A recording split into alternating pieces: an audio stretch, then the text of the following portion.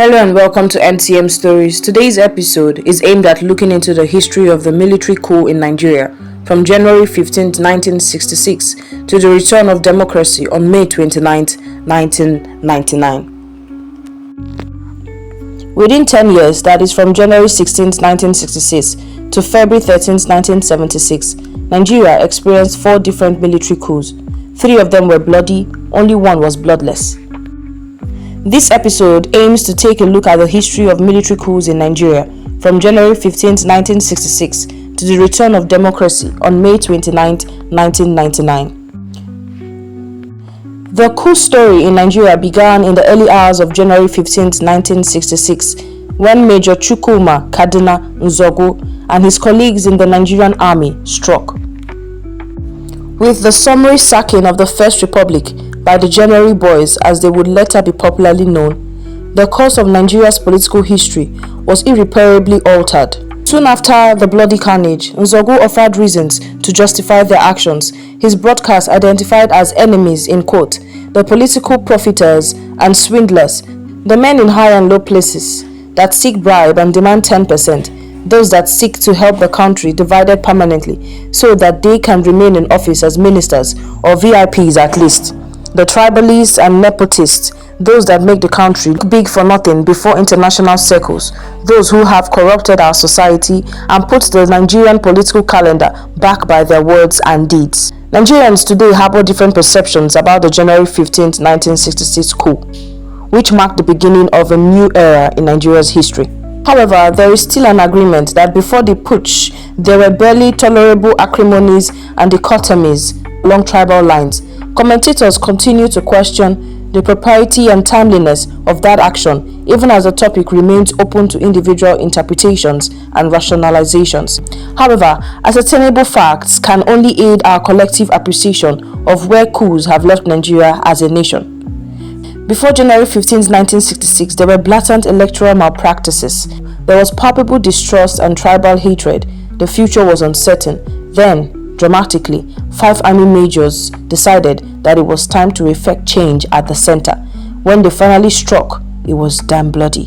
The citizens were terribly shocked when top-ranking government functionaries, including the Prime Minister Sir Abubakar Tafawa Balewa, were killed in a selective elimination that tended to give the whole exercise an ethnic coloration. Others who died were the Premier of the Northern Region, Sir Ahmadu Bello, the Premier of the Western Region, Chief Samuel Ladoke Akintola, and the Finance Minister, Chief Festus Okotie Ebo. In the army, Brigadier Samuel Ademulegon and Zakari Maimalari, Colonels Ralph Shodehinde and Kor Mohammed, Lieutenant Colonel James Yakubu Pam, Abogo Lagema, and Arthur Chinyelu Ugele were brutally murdered. Dr. Nnamdi Azikiwe was at this time the President of the Federal Republic of Nigeria, but he had left for overseas shortly before the coup. This way he survived, but tongues went wagging as to whether his trip was as a result of any privileged information. Dr. Michael Okpara, the Premier of the East Region, was also a survivor of the first military intervention in Nigeria, among others. Despite the resistance mounted by troops loyal to the incumbent Balewa administration, Nwafor Orizu, who was then Senate President and acting President, would not be convinced that there was enough peace for democratic governance. As a result, he announced the cabinet's handing over of power to Major General Johnson Thomas Umunakwe Aguiyi Ironsi. The latter's introduction of a unitary system of government on May 24, 1966 was most ill-advised and roused some ill tempers. Aguiyi Ironsi's military government would last for only 6 months. Owing to the highest number of northern casualties in the January coup, the intervention was seen as one directed at that tribe, and when the North took its pound of flesh on July 26, 1966, it was such a colossal tragedy for the Igbos. The then head of state, General Aguiyi Ironsi, was assassinated in Ibadan with his host, Lieutenant Colonel Adekunle Fajuyi, the military governor of the Western Region. Other officers of Igbo extraction suffered a similar fate. They comprised Lieutenant Colonels Gabriel Okunweze and Israel Okoro, Majors Dennis Okafor and John Obenu. In addition to these Igbo officers that were killed, No less than 100 non-commissioned officers died and thousands of innocent civilians as a consequence of this coup. Lieutenant Colonel Yakubu Gowon, a 31-year-old bachelor and chief of army staff, became the new head of state. He was one of the major survivors and a key beneficiary of the July coup. Gowon would go on to rule Nigeria for about 9 years until he was overthrown in a bloodless coup while at an OAU summit in Kampala, Uganda on July 29, 1975. For nearly 9 years, Gowon piloted the affairs of the country. During the days of the oil boom, he occasioned some developments, even though there were whispers about corrupt enrichment by some of his officials. Having accomplished the return of the political administration of Nigeria to the north, Gowon set out to restore Nigerian federalism and created 12 states to decentralize and check Emeka Ojeku's Biafran agitation. Again, his regime had fashioned the democratization process that was designed to enthrone civilian governance by 1976. But when he played the midwife in aborting that dream in an independence broadcast on October 1, 1974, Gowon had won more enemies, relentless critics, and unyielding sinks. While General Yakubu attending an Organization of African Unity Heads of Government Summit in Kampala, Uganda, some disenchanted officers in a broadcast by the then Colonel Joseph Navengava took over the reins of power in a bloodless coup on July 29, 1975. Consequently, Gowon and his other subordinates were the major victims in this change of baton that took the nation, as usual, by surprise. Brigadier Murtala Ramat Mohammed became the biggest beneficiary as the next head of state. Born in Kano, Murtala, as he was popularly known, climbed the rostrum in style and endeared himself to the national heart courtesy of his crusade against corruption and the war he waged to ensure accountability. However, like Aguiyi Ironsi, Murtala would not last long on the seat. The head of state was gunned down in his prime. The coming of Murtala Mohammed was short-lived.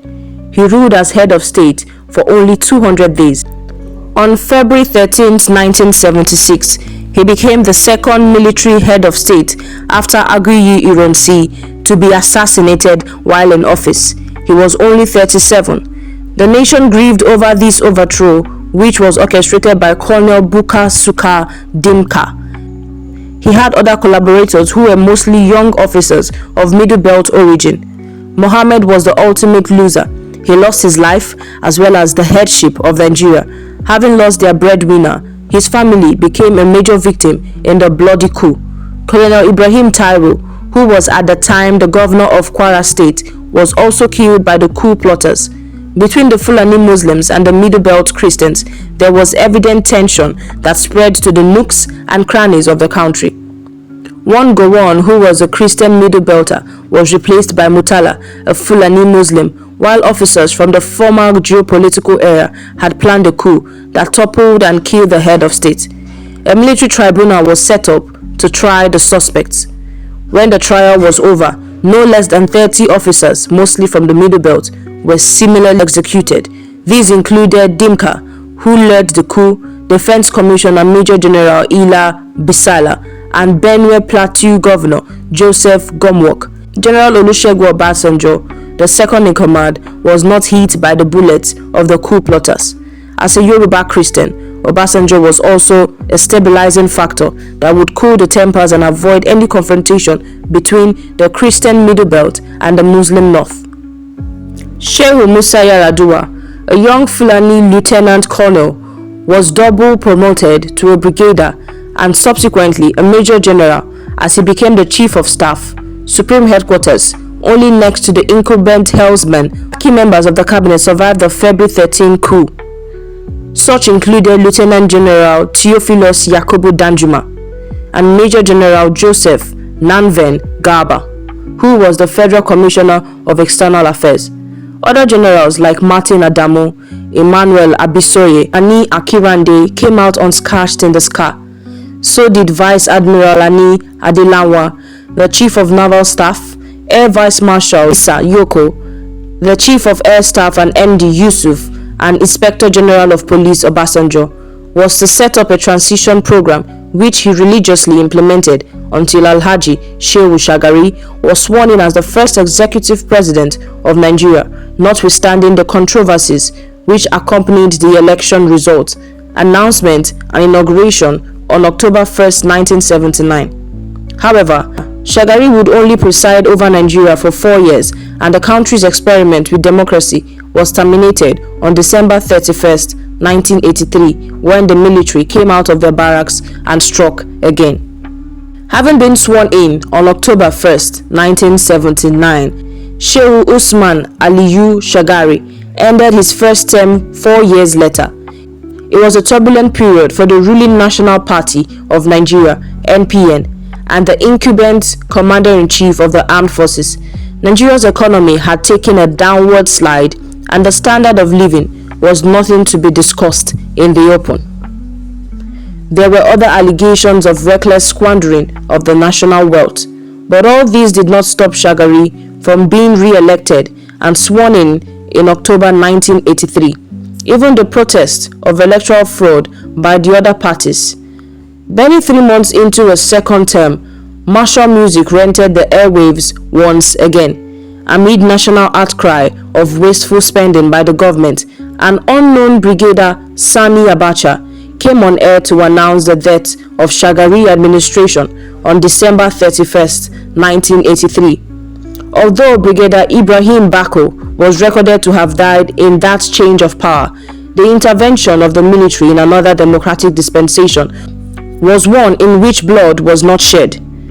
Most of the civilian administrators voluntarily reported at the offices of the security agencies, from where their journeys to long agonizing imprisonment started.